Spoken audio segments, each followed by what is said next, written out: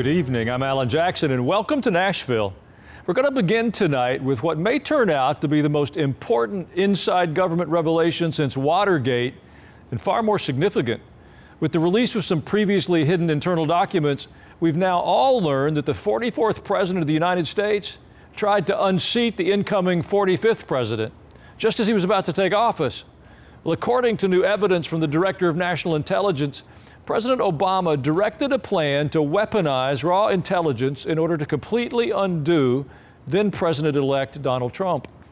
The documents were released by Tulsi Gabbard, who calls it a treasonous conspiracy that shows former CIA Director John Brennan and former FBI Director James Comey worked face-to-face with President Obama, manipulating internal assessments to push a made-up narrative that Russia intervened in the 2016 election to help Mr. Trump get elected.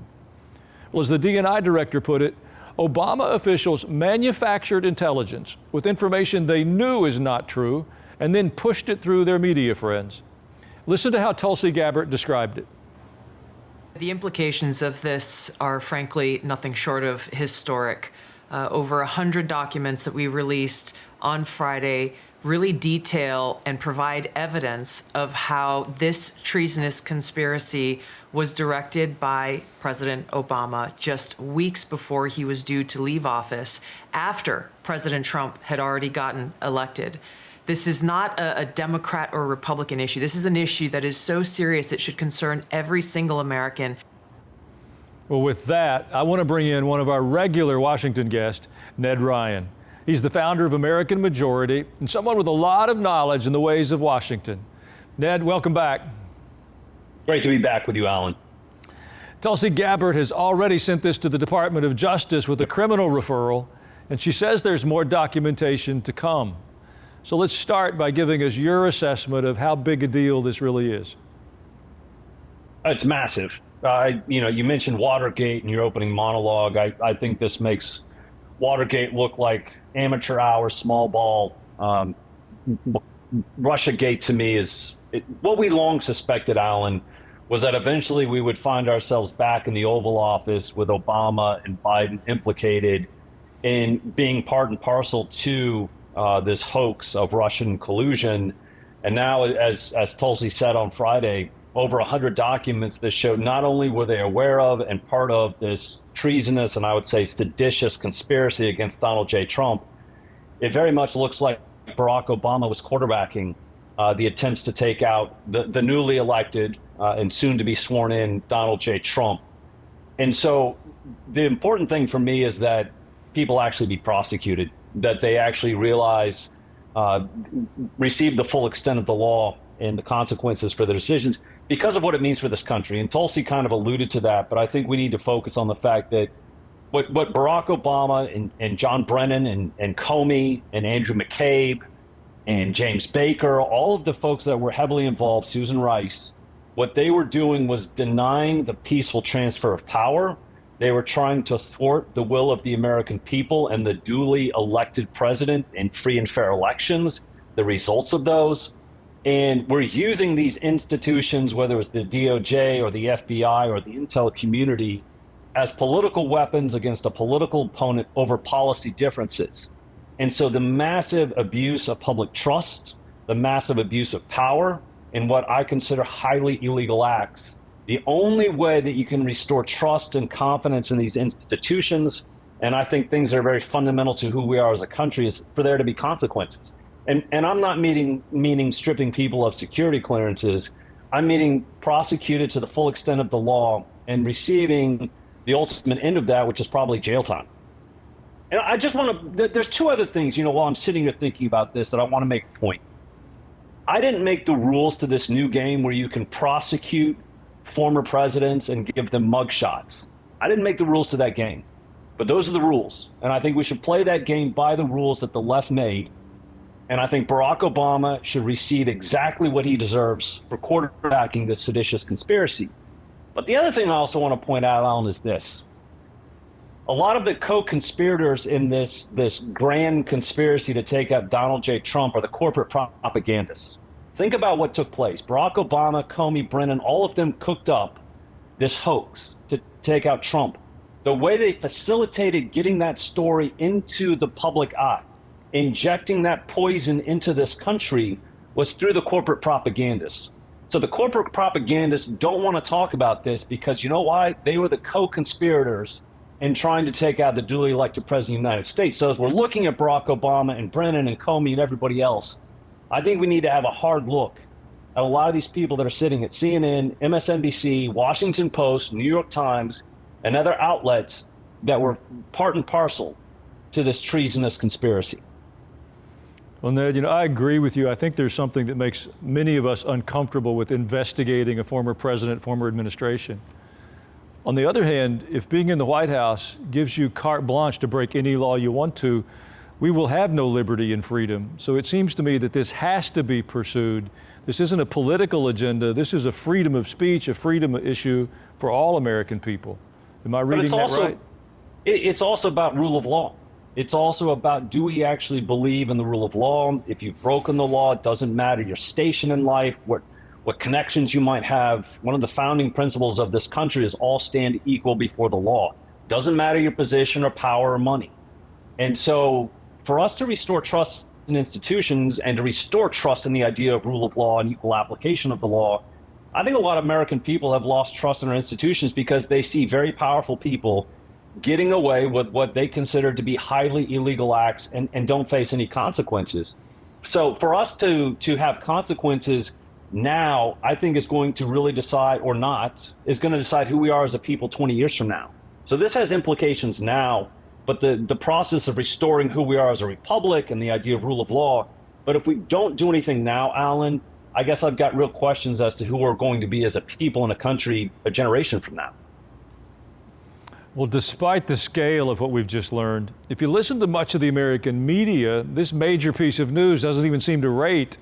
Instead, their shows are full of stories about the CEO who was caught hugging his HR executive at a Coldplay concert, or the cancellation of Stephen Colbert.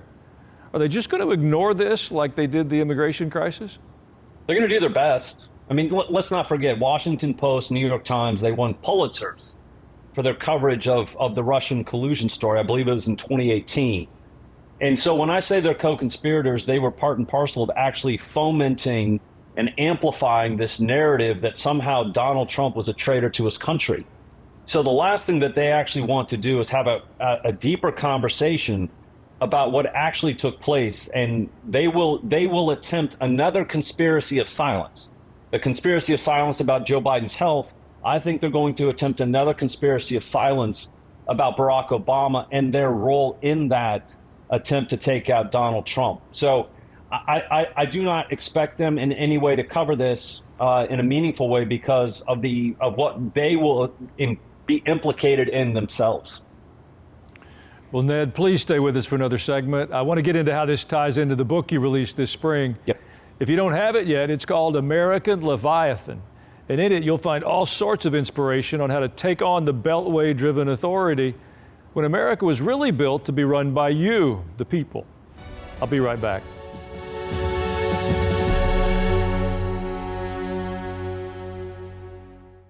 I'd like to extend a personal invitation to join us for our Culture and Christianity Conference. It's September the 19th and 20th on our campus here at World Outreach Church, just outside of Nashville. We've chosen 3 specific topics to explore with a wonderful group of guests. We're going to talk about the church and our expected impact in this culture, the media and their impact in our culture, and then finally, our health, how we can be healthy in the midst of all these competing voices we're hearing. The real goal is how we take our faith and integrate it in our world so we have better lives, stronger families, and strengthen our nation. Join us for Culture and Christianity here in Murfreesboro.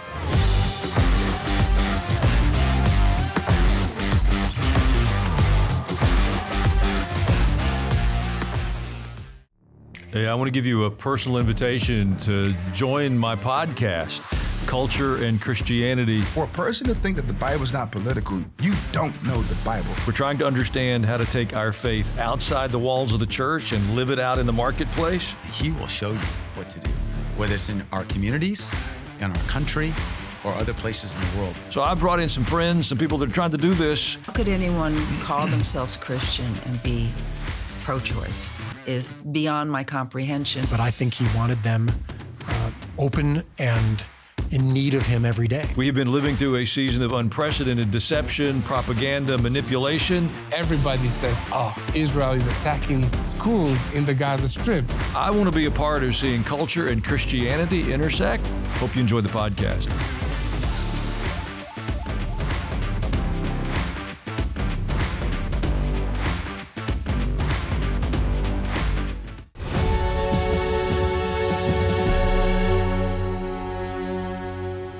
We're back now with the CEO of American Majority and the author of American Leviathan. You've reminded every American who's read your book that this country is at its best when it's a government, and I quote, of, by, and for the American people, rather than a faceless machine in Washington. Do you see some of the change happening now with President Trump in office? I do. I'm actually very encouraged. I mean, it's been an incredible 6 months. I think it'll be really, when we look back, really a pivotal 6 months in the history of this country, in which we have righted the ship and we're headed in the right direction. Still a lot of work that needs to be done. But I think that some of the things that encourage me, he's won some cases in front of the Supreme Court in which they've now cleared him to continue down the path of shutting down the Department of Education, which is a huge step in the right direction, in which he should be able to shut that entire department down. I would like to see him implode the building, of course, with nobody in it, raise it to the ground and build his Garden of Heroes park over that, because it'd be highly symbolic. Like we have finished the administrative state, we are restoring the republic again, but then I want him to continue going, Alan, in that same direction. HUD should be next, other departments and agencies. He has to break apart the administrative state and reduce this bureaucracy by as much as possible in the 4 years that he has. He won't be fully successful. I mean, this has been 100+ years in the making. But he has to completely destroy the idea that the rule of the bureaucrat is an acceptable form of governance in this country, and that he wants to restore representative government, that he wants to restore representative democracy. And I think he's headed in the right direction. I will say this, there have been about 22,000 federal employees that have left the government in the first 6 months. It's a move in the right direction, but until we get to 800,000, I'm not going to be happy. And I say that with a very specific thought in mind. That is the number that has been identified as the non-essential federal employees, 800,000. So that to me is the goal. How do you reduce the federal government by 800,000, remove all the non-essentials, and then more importantly, put those bureaucrats under the direction of and working on behalf of the duly elected representatives of the American people? You know, so much has gotten done since we last talked. To try to avoid higher tariffs, China is having some of what it usually produces, in this case lawn chairs, being made on their behalf in Vietnam. And countries that haven't settled their tariff deals are seeing that President Trump's not going to sit still while they try to push Americans out of work. Right. It's taken time, but as the Treasury Secretary has explained, they're reversing years of bad policy. Listen to how he put it. President Trump has created maximum leverage, as only he can do. And what we are seeing is like these imbalances built up over 20, 30, 40 years. And we are more concerned with high quality deals than getting these deals done by August 1st. The Treasury Secretary has also said that a lot of new deals will be announced in the coming days. Can we assume that this will resonate with voters next year in the midterms?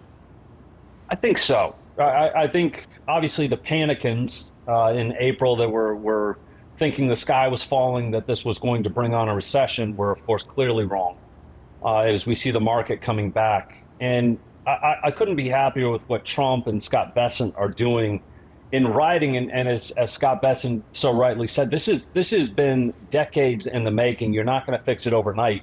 But I do think we're already starting to see some of the returns on this approach, in which we're trying to level the playing field on terrible trade deals. We're trying to bring back manufacturing, trying to bring back U.S. jobs. I think you're going to be able to see some of that effect by next summer going into the fall, in which you'll see a lot of the effect of these policies coming into fruition. And I think you're going to see, I would hope, a pretty strong economy as well, because that's going to be, those are going to be huge, have a huge impact on the midterms, in addition to some of the other, functional things of how we win or lose elections. But if the narrative is good on the economy and the tariffs and all the other economic policies of Trump, I'm optimistic we'll keep the House and the Senate in the midterms. Well, there's a report this morning that the Republican National Committee has a very big lead on the Democrats. The RNC with more than $80 million for campaigns, the DNC with only $15 million. What's that the result of? Do you think they'll keep that through 2026? Well, some of us have theorized that pretty interesting when you shut down USAID and other entities that were clearly laundering efforts by the left to fund their private pet projects. I don't know. Who knows where that money was ending up, but it is kind of startling to see such a staggering difference between the RNC and the DNC, right now. I will say this, Alan, it's going to come down to what is the narrative, what are the stories that we just discussed on the economy and jobs and manufacturing, all these things. But it's also going to be something where the RNC is going to have to focus on doing the right things and building out the numbers that lead to success, which I certainly hope they're going to be plowing some money into voter registration, building out ballot universes, especially in those key House districts. It's going to come down to 16 or 20 key House races next year to decide the majority. So, I'm optimistic with the fundraising going as well, not only for the RNC, but for MAGA Inc. I believe Trump, they announced about $900 million cash on hand. So there's a lot of firepower and resources that I hope will be used effectively next year on the right things that will lead to success. But if we've got the narrative right and the story right and are investing in the right things, like voter registration, absentee ballots, and then absentee ballot chase and early vote projects in the right House districts, I'm optimistic we keep the House and the Senate. Well, one last question before we run out of time. Your organization is called American Majority, and it seems especially well named because a lot of polls show that you are in the majority, and that could even grow over the next several years based on what I'm seeing from the left. How do you see the future for conservatives and people who love this country and believe in its traditions? It's going to be one of those things. I'm actually writing a lot about it. Out of the book came a documentary, American Leviathan, came a Substack, AmericanLeviathan.com. And I'm continuing that conversation. So I'd encourage people, go to AmericanLeviathan.com, join the Substack. But I'm really talking about how do you bring about restoration? How do we restore the republic? How do we end the administrative state? And it's not just rhetoric. It's real focused action and activities in which we have to be building towards political power, to have the right people in the right place to implement the right policy. And the only way you can achieve that is by investing in those right numbers that I was just discussing. And so, it's one of those things where we have the right ideas, Alan. We have the ideas that have made us the most successful nation on earth. But unless we actually focus on the right things to hold that political power, to have people in the right place to implement policy, we're not going to be able to fully maximize this moment in time. So I'm encouraging people, hand to the plow, nose to the grindstone. If you truly believe in the republic and the restoration of it, we know where we need to go. There's a lot of hard work that needs to be done, but I'm optimistic we can accomplish it. Amen. Well, Ned Ryun, it's always a pleasure to have you on. Please stay in touch. Thanks, Alan. In a moment, some hopeful thoughts of my own. We'll be right back.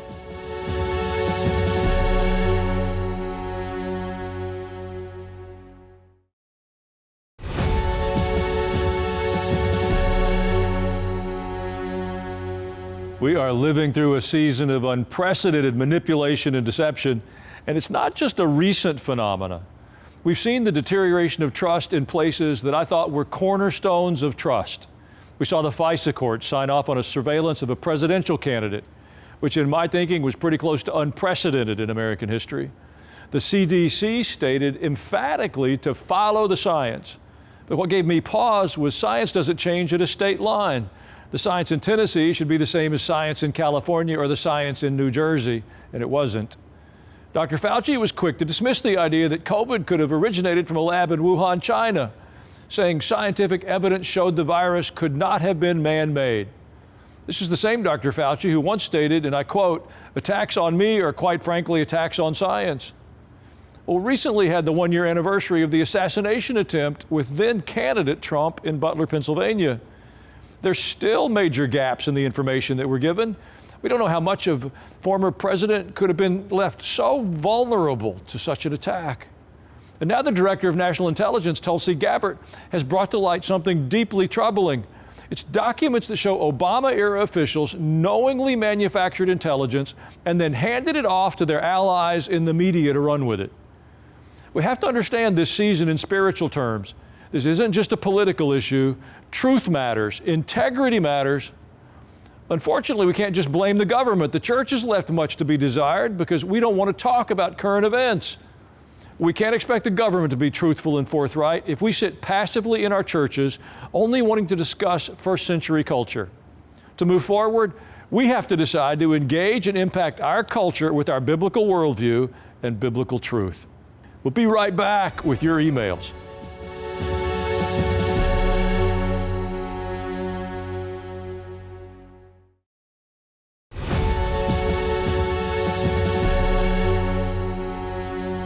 Thank you for spending a few minutes with us this evening. If you ever miss an episode live, you can always go to ajnow.com. There's a full archive there of every program. Makes it easy to share with a friend. Your emails are always a highlight. Judy B. noted, I have followed WOC's Bible reading plan for the last few years. I just finished Joshua and I'm now in Judges. God helped them conquer the land He promised them. They settled, everything is good, and they turn away from Him. Now again in Judges, the cycle continues. Well, things are getting better in the U.S. now, thanks to God. Will the same cycle happen here? Well, there seems to be a pattern in the hearts of God's people, but the part that we have influence over is our generation. So let's make the declaration that Joshua did. As for me and my house, we'll serve the Lord. If enough of us will do that, we'll continue to see God's blessings. And NS commented on a YouTube, I wanted a sound, safe, and debt-free nation for my children, grandchildren, and great-grandchildren. I hope this nation is returning to God with better education and a strong economy. Just once, I'd love to see both parties work together on at least one thing before I die. I grew up in a country proud to be citizens of the USA and placing our trust in God, not government.